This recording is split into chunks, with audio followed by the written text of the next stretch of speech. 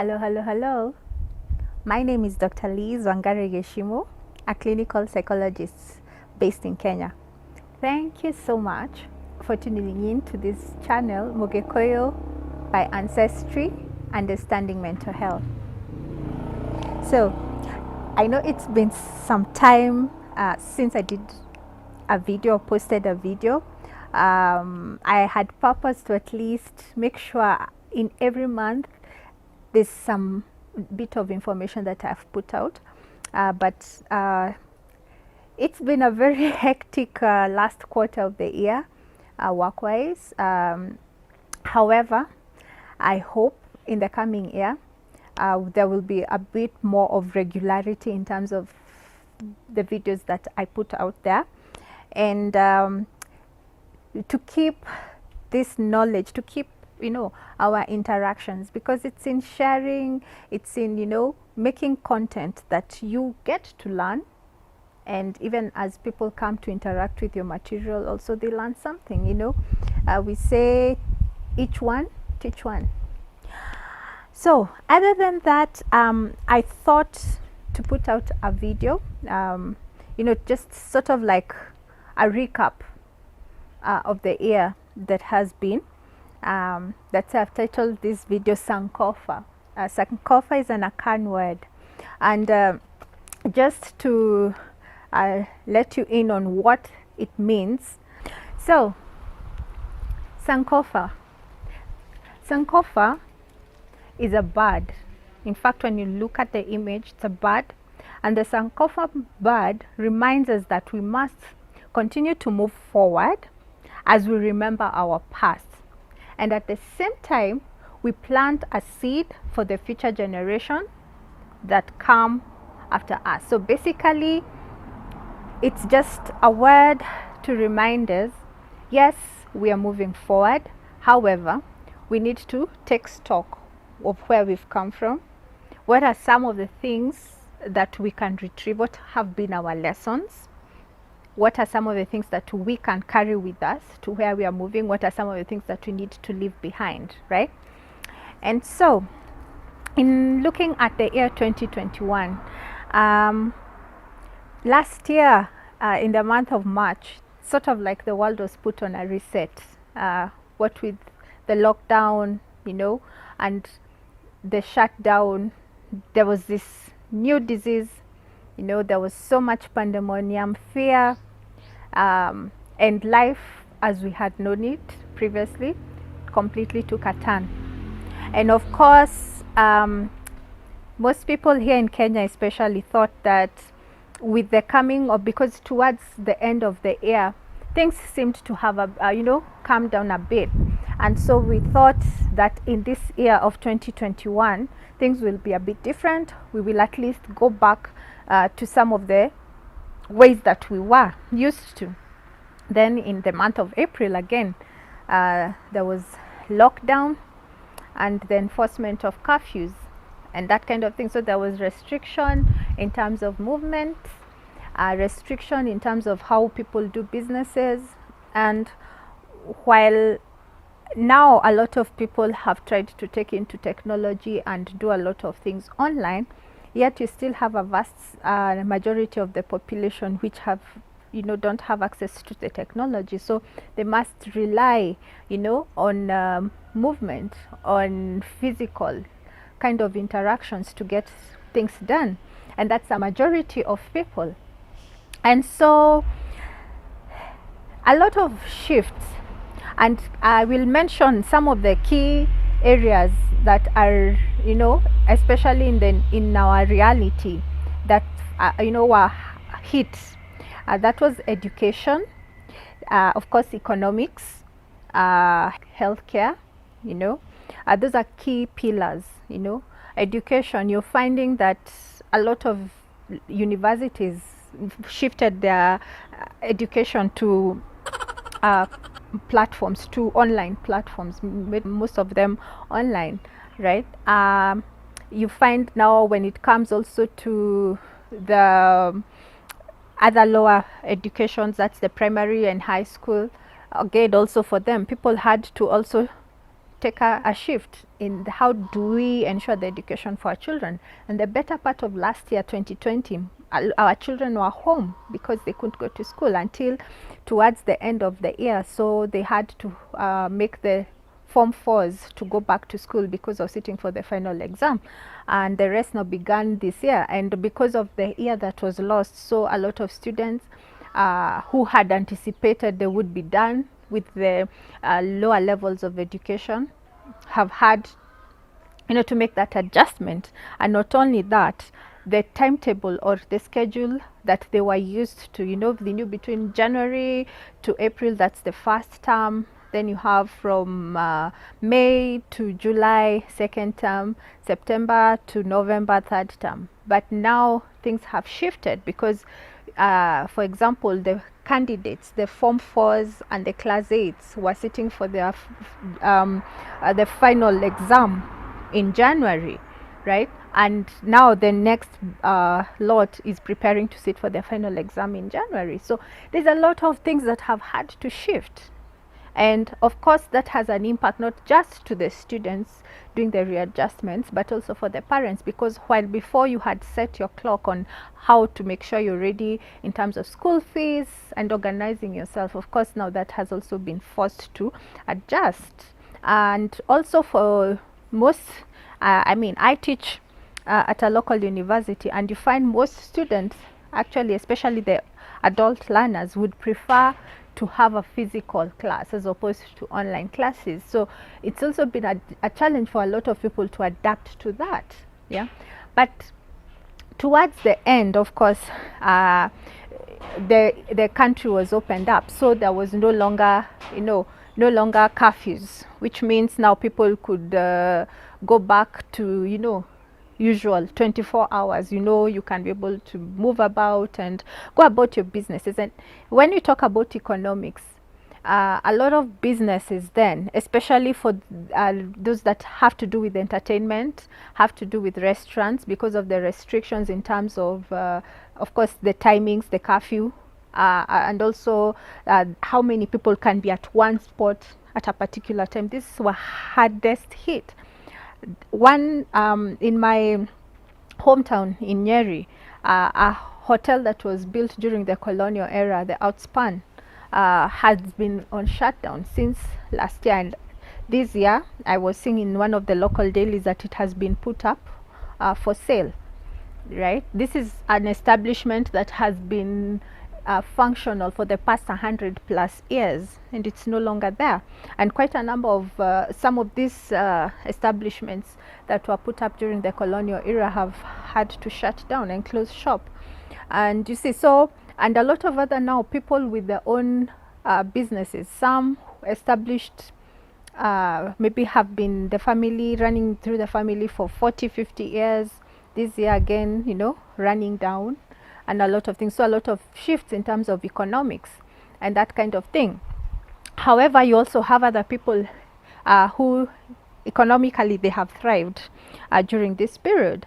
There's been a bit of uptake of online way of engaging, although that I believe will take a bit more time for it to take place here.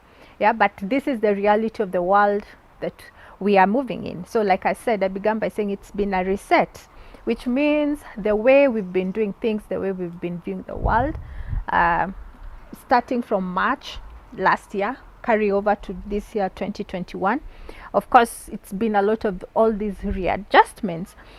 And in terms of also health, I have never seen people be so conscious and cautious about what when it comes to their diet, and seeking out knowledge and information and that sort of thing. And a lot of people also being interested in information that they've been putting aside, right? I remember last year when the pandemic, when there was the lockdown, shutdown and all that, because of the fear, the hospitals were empty. People weren't going to hospitals because they were scared. What if I go and catch it there? Or what if I go and then I'm told I have this new thing that nobody seems to be aware of what to do or how to go about managing or treating it. So, and you had a lot of people, being very keen on their diet, going back to the, you know, eating more natural, you know, avoiding a lot of junk and that sort of thing. And I think that, I mean, people being more intentional in terms of taking care of their health, I think that was a positive thing, right? That was a very positive thing. And so I'm just taking stock of some of the things that have come. And so for me, the question becomes, because of this far that we have made it, of course we know we are still not out of the woods, right? As far as the pandemic is concerned. However, you can see what the government is trying to do, and what a lot of us are anyway are trying to do, is to learn how to be and to live with this, right? And you know, our lives can't stop moving just because of, of, of, of, of the situation, right? And I think that is where the challenge comes in, and the challenge to us. Yeah. So now that we have seen that there's things about life that we have no control over, how do we make sure that we are ready, or we are in a position so that in case something that causes so much uncertainty, something that shakes us off happens, that we are able to bounce back, we are able to be resilient? How do we make sure in the coming year, and especially here in Kenya, next year is the year for elections, and for some reason I have never, well, maybe I kind of have an idea, but every election year is always, people are always very apprehensive, because it comes with, you know, violence. There's, you know, that fear of there's going to be violence, you know, there's that fear that there's going to be some form of destruction of businesses and that sort of thing, right? So we are moving into another year which is a bit, you know, coming with a lot of uncertainty. So then how do we make sure that, based on the from last year to this year, what are some of the lessons that we have acquired? What have we learned, right?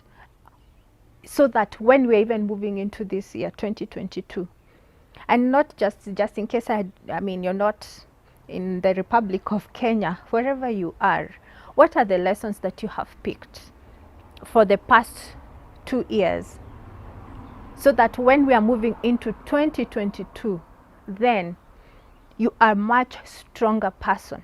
And if you have people looking up to you, then you're able to lift them up, to pull them up, to hold them, right? And in a manner that you're able to, you know, make sure that whatever you do, you're adding value, not just to your own life, but to the lives of those people who are attached to you. I mentioned the areas of education, I mentioned the area of economics, I mentioned the area of health, because these are key to who we are. When it comes to education, well, you can go to a formal setup, which is very important. However, every day there's things that you can do, right, to keep your mind right. What are you feeding? What are you feeding your mind? I did a video on conditioning, you know, whereby everything that you're consuming, be it via what you listen to, what you watch, it could be you're listening to, what kind of people are you listening to, for example, in terms of thought leaders, what kind of entertainment are you consuming, what kind of music are you consuming, how is this helping you, how is it making you to be a better person, not just to yourself but to other people, right? So what new knowledge are you adding to yourself, right? In terms of, even now that we have seen that the world is trying to move to be more IT oriented, what knowledge do you have in terms of how to utilize these platforms to, you know, to if it means to earn a living? Do you have enough knowledge for that? Apart from that, based on where you are, your reality, if, for example, technology was to shut down, can you be able to, do you have knowledge of how to sustain yourself, of how to take care of yourself? What plans, for example, do you have for 10 years, for 20 years from now, right? If things were to shift, are you thinking in terms of, if, say, for example, the country was to shut down, were to lock down, this is how I'd be able to survive, you know? Do you have, so what are you educating yourself on? And in terms of even where your mental health is concerned, what knowledge are you gaining or putting into yourself? How do I keep myself calm where I'm in a space where I'm uncertain? How do I make sure that I don't break down? If I am finding myself breaking down, how do I process whatever it is that is pushing me to that edge? What resources do I have, right? So it's important for us to evaluate, so far, the knowledge you've gained, what more, or what more practices do you need to incorporate in terms of expanding your mind, expanding your consciousness?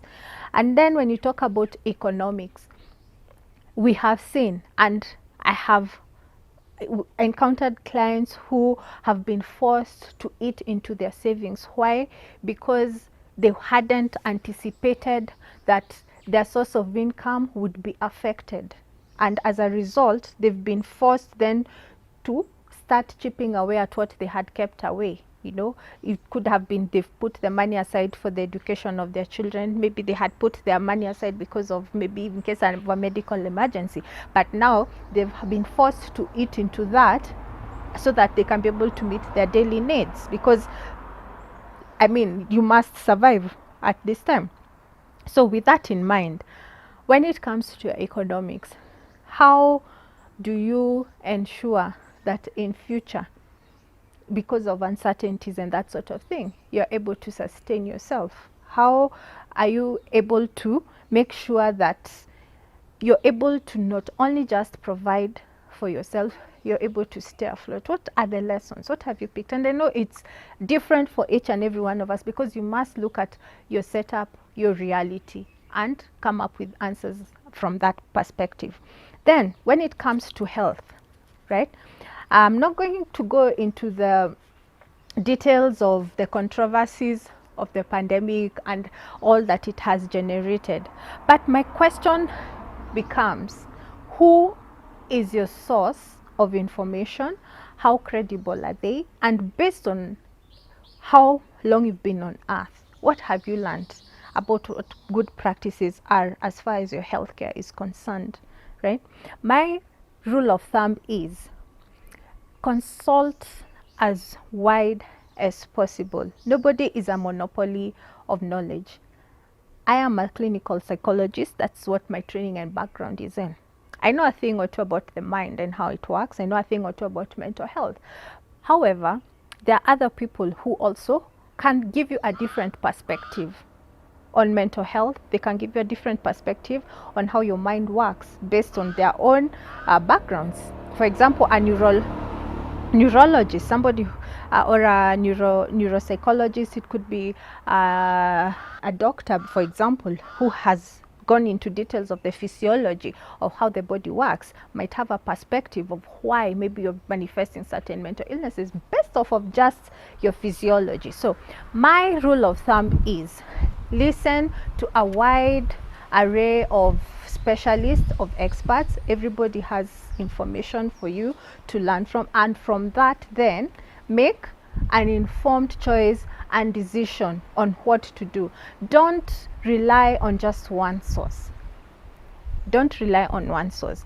And what I would want for us to remember is that there is so many things and there's so many challenges that are ahead of us, but we have braved so far. We have made it to this point, and the year and the future is bright. We just have to keep on keeping on. And as a professor that I love called Professor Kaba says, it's not over until you win. So thank you so much for watching.